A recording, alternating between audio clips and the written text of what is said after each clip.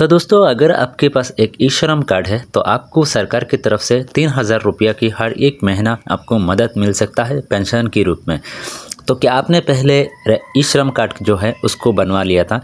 अगर आपके पास ई श्रम कार्ड है तो ये आपके लिए बहुत ही बड़ा एक गुड न्यूज़ है। आपको 3000 रुपया हर महीना पेंशन के तहत गवर्नमेंट की तरफ से आपको मिलने वाला है।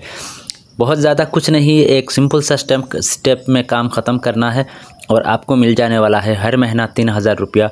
और आपको क्या क्या चीज़ें करना पड़ेगा ये 3000 लेने के लिए, आज की इस वीडियो में मैं वो सारी बातें आपको बताने वाला हूँ। और आपके मोबाइल से बस यूँ ही कुछ थोड़ा काम कर लेना है, आप अपना मोबाइल से ही कर सकते हो और मेरा ये वीडियो देखकर आप अपना मोबाइल से ही ये काम पूरा कर सकते हो। उसके बाद ही आपको मिल जाएगा सरकार की तरफ से पेंशन के रूप में 3000 रुपया। तो ज़्यादा कुछ नहीं है दोस्तों, सिंपल सा स्टेप है, बस उसको फॉलो अप कर लेना है और इतना सा काम कर लोगे तो आपको हर एक महीना 3000 रुपया मिल जाएगा। तो चलिए देरी ना करते हुए वीडियो को शुरू करते हैं और मैं चलता हूँ अपना मोबाइल के स्क्रीन के ऊपर और कैसे क्या क्या करना है आपको वो सारे स्टेप दिखाता हूँ। आपको भी वही स्टेप को फॉलो अप कर लेना है। तो चलिए वीडियो को शुरू। उनका जो क्रोम ब्राउज़र है इसको ओपन कर लेना है। जैसे हर एक फ़ोन में रहता है क्रोम ब्राउज़र, तो आपका फ़ोन में भी होगा, तो इसको ओपन कर लेना है। और इसको ओपन करने के बाद कुछ इस तरह से एक इंटरफेस होने लगेगा। यहाँ पर आपको सर्च कर लेना है ई श्रम कार्ड, ठीक है। तो जैसे ई श्रम कार्ड सर्च करोगे तो कुछ इस तरह से ई श्रम का ऑफिशियल पोर्टल जो है उसको आप लोगों के सामने खुल के आ जाएगा। इसके ऊपर टैप कर देना है।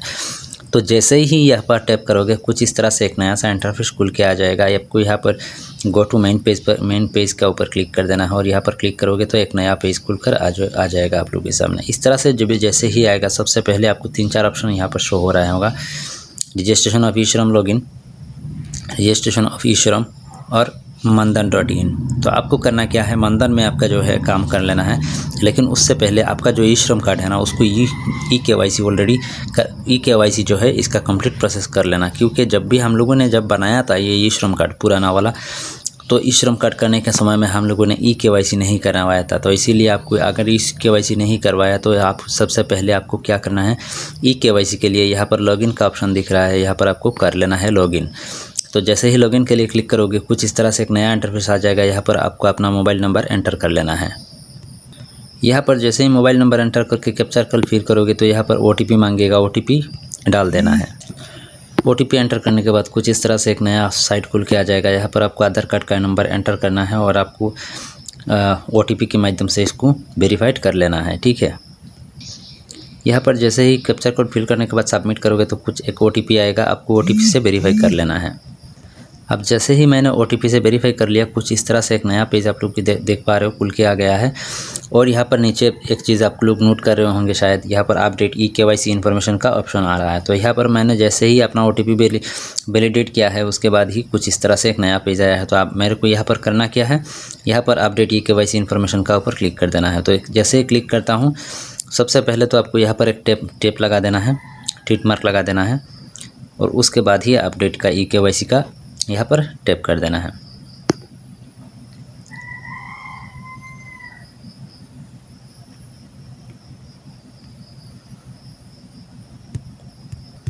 तो यहाँ पर मैंने जैसे ही क्लिक किया कुछ इस तरह से एक नया पेज खुल कर आ गया है। तो यहाँ पर आपको करना क्या है, तो यहाँ पर आने के बाद कुछ इस तरह से इंटरफेस होने लगा। बहुत सारे सर्विसेज यहाँ पर पड़ा हुआ है लेकिन हम लोग को यहाँ पर कुछ नहीं करना है, हम लोग को करना है ई केवाईसी। तो यहाँ पर ई केवाईसी करने के लिए यहाँ पर प्रोफाइल डिटेल्स के ऊपर आपको क्लिक कर देना है। और प्रोफाइल डिटेल्स के ऊपर क्लिक करने के बाद कुछ इस तरह से आप लोगों के सामने इंटरफेस शो होने लगेगा। तो आपको करना क्या है, यहाँ पर अपडेट प्रोफाइल के ऊपर क्लिक कर देना है। और क्लिक करने के बाद यहाँ पर नीचे आ जाना है और यहाँ पर बैंक अकाउंट डिटेल्स के ऊपर क्लिक कर देना है। जैसे ही बैंक अकाउंट डिटेल्स के ऊपर क्लिक करोगे तो आपका ये वाला सेक्शन कंप्लीट कर दिया तो आपका स्टेप ख़त्म हो जाएगा। तो यहाँ पर बैंक अकाउंट डिटेल्स के ऊपर जैसे ही क्लिक करोगे तो कुछ इस तरह से एक नया इंटरफेस खुल कर आ जाएगा, ठीक है। यहाँ पर आपका जो पहले पुराने वाला जो भी कुछ दिया था वो सारे कुछ यहाँ पर है। तो आपको करना क्या है, यहाँ पर ये सारे कुछ को डिलीट कर देना है, ठीक है। डिलीट कर देना है और फिर से नया वाला एक अकाउंट आपको यहाँ पर जोड़ लेना है, ठीक है। तो पहले वाला जो भी था वो सब कुछ डिलीट कर देना है। तो सारे कुछ फिलअप होने के बाद यहाँ पर सार्ट्स में क्लिक कर देना है और सार्ट्स में क्लिक करने के बाद अपडेट पे क्लिक कर देना है। तो जैसे ही अपडेट पे क्लिक करोगे थोड़ा टाइम वेट करना पड़ेगा, कंटिन्यू के ऊपर क्लिक करोगे तो थोड़ा टाइम वेट करना पड़ेगा और फिर आपका ई केवाईसी वेरिफिकेशन आपका कंप्लीट हो जाएगा। अभी आपको आपका सर्विस के बारे में, जो आपको पेंशन के बारे में अप्लाई करना है, तो पेंशन के लिए अप्लाई करने के लिए फिर से आपको ई श्रम कार्ड के ऑफिशियल वेबसाइट का सबसे पहले वाला सेक्शन में आ जाना है। और आ जाने के बाद आपको करना क्या है, तो ये वाला सेक्शन में आ जाना है। और यहाँ पर आपको 3 नंबर में दिख रहा होगा प्रधानमंत्री मानधन योजना का जो 3000 का पेंशन वाला स्कीम है, उसके बारे में यहाँ पर लिखा हुआ आप लोग खुद देख पा रहे होंगे। For the pension of 3000 per month, यहाँ पर आप लोग देख पा रहे हो। तो इसके बारे में यहाँ पर लिखा हुआ भी है, आप लोग देख पा रहे होंगे। तो यहाँ पर आपको क्लिक कर देना है। और यहाँ पर क्लिक करने के बाद एक नया पेज आप लोगों के सामने खोल कर आ जाएगा कुछ इस तरह से। तो यहाँ पर आपको इसको काट कर देना है। और काट करने के बाद पूरा नीचे की ओर जाओगे तो यहाँ पर आपको एक चीज़ दिखने को मिलेगा।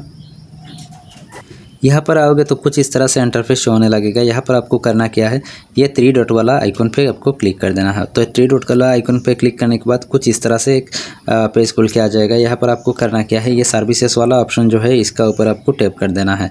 यहाँ पर टैप करने के बाद एक नया पेज आप लोगों के सामने कुछ इस तरह से आ जाएगा। तो आपको क्या करना है, यहाँ पर न्यू एनरोलमेंट का जो ऑप्शन है इसका ऊपर आपको क्लिक कर देना है। तो यहाँ पर क्लिक करने के बाद कुछ इस तरह से थोड़ा टाइम लेता है और एक नया पेज खुल कर आ जाएगा। तो यहाँ पर आपको फिर से देख पा रहे हैं कुछ इस तरह से एक पेज ओपन होकर आया है। तो इस तरह के पेज ओपन होकर आने के बाद आप लोगों को मैं डेस्कटॉप मोड में दिखा रहा हूँ क्योंकि काफ़ी लोग कंप्यूटर में भी काम करते हैं, तो इसीलिए कंप्यूटर में करोगे तो कुछ इस तरह से दिखाएगा। तो इस तरह से पेज खुल के आने के बाद आपको सेल्फ एनरोलमेंट में क्लिक कर देना है, क्योंकि हर किसी नॉर्मल सिटीजन के पास तो CSC ID नहीं रहता है, इसीलिए सेल्फ एम्प्लॉयमेंट में एंटर कर देना। यहाँ पर आपका जो मोबाइल नंबर है इसको एंटर कर देना है। और फिर जैसे ही प्रोसीड पे क्लिक करोगे तो कुछ ही टाइम लेगा और उसके बाद OTP आएगा। OTP वेरिफिकेशन कर लेना है। वेरिफिकेशन कंप्लीट होने के बाद कुछ इस तरह से एक नया पेज खुलकर आ जाएगा। तो यहाँ पर आपको करना क्या है, तो ये वाला पेज में आने के बाद आपको फिर से यहाँ पर देखने को मिलेगा कुछ इस तरह से एक इंटरफेस। तो ये कुछ इस तरह से एक इंटरफेस देखने को मिलेगा। आपको करना क्या है, ये 3 डॉट वाला आइकन पे क्लिक करना है। तो यहाँ पर क्लिक करने के बाद कुछ इस तरह से एक नया पेज आएगा। यहाँ पर नीचे सर्विसेज लिखा हुआ दिख पा रहे होंगे, यहाँ पर ये सर्विसेज वाला टैप कॉलम पे आपको टैप कर देना है। तो जैसे ही यहाँ पर टैप करोगे, टैप करने के बाद इस तरह से एक नया पेज खुलकर आ जाएगा। यहाँ पर न्यू एनरोल का जो ऑप्शन है इस पर क्लिक कर देना है। क्लिक करने के बाद यहाँ पर बहुत सारे ऑप्शन आ जाएगा। आपको प्रधानमंत्री श्रम योगी मानधन योजना पर आपको क्लिक कर देना है, सबसे पहले वाला पर। तो यहाँ पर आपको पूछ रहा है कि आपके पास पहले से एनरोलमेंट है कि अब ई श्रम कार्ड का पहले से आप ई श्रम कार्ड बना हुआ है क्या, तो हम लोग है तो इसीलिए यहाँ पर आया है। तो यहाँ पर यस कर देना है। और यस करने के बाद आपको सबसे पहले ये वाला फॉर्म को फिलअप कर लेना है। यहाँ पर पर्सनल डिटेल्स के बारे में पूछा जा रहा है, तो आपको सबसे पहले आपका UN हाँ। तो गाइस यहाँ पर आने के बाद सबसे पहले आपको यहाँ पर आपका एनरोलमेंट ई श्रम नंबर जो है उसको एंटर कर देना है। उसके बाद अपना डेट ऑफ बर्थ को कलम के सेक्शन में आपका डेट ऑफ बर्थ को एंटर कर देना है। नीचे में फिर से यहाँ पर आपका आधार नंबर एंटर कर देना है और फिर वेरीफाई कर देना है। उसके बाद अपना मोबाइल नंबर ऑटोमेटिकली आ जाएगा, उसको वेरीफाई कर लेना है। उसके बाद आपका जेंडर जो है सिलेक्ट कर लेना, स्टेट सिलेक्ट करना, डिस्ट्रिक्ट सिलेक्ट कर लेना, पिन कोड सिलेक्ट कर लेना और यहाँ पर ब्लॉक एरिया जो भी है इसको सिलेक्ट कर लेना बस।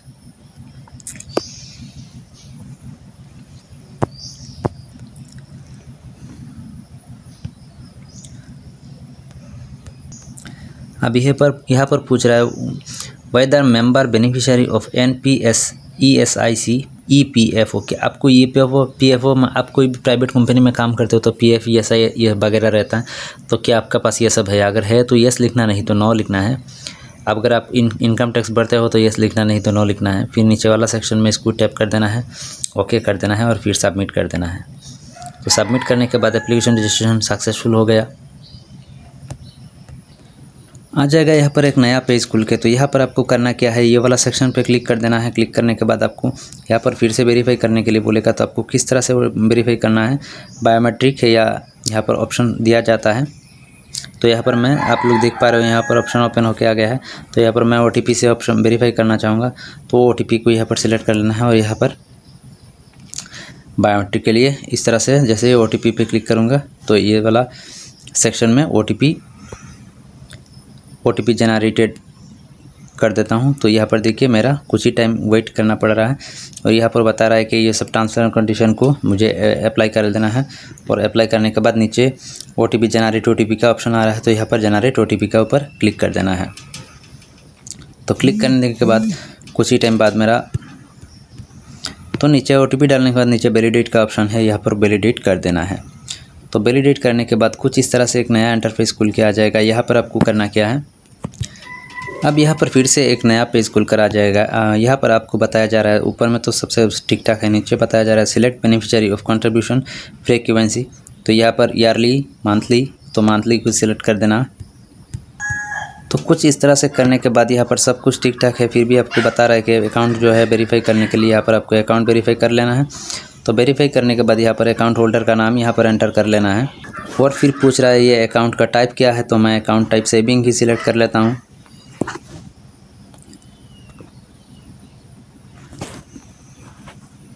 तो सेविंग अकाउंट सिलेक्ट करने के बाद नीचे आपको नॉमिनी का डिटेल्स भर देना है। तो नॉमिनी एक यहाँ पर डिटेल्स भर देना और यहाँ पर उसके बाद select with nominee, relation with nominee. तो मेरा बच्ची है वो, तो मैं इसको यहाँ पर कर देता हूँ।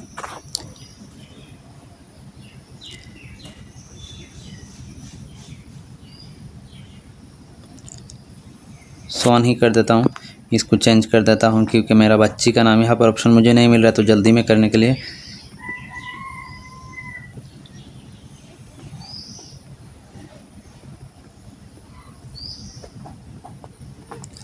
और उसके बाद आपको यहाँ पर रिलेशन में सिलेक्ट मैरिटल स्टेटस में मैरिड है और यहाँ पर गार्जियन नेम के मेरा नाम ही लिख लेता हूँ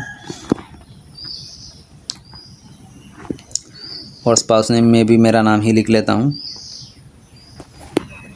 और फिर आपको नीचे ये टर्म्स एंड कंडीशन में क्लिक कर देना है और सबमिट एंड प्रोसीड पे क्लिक करने के बाद यहाँ पर यस कर देना है।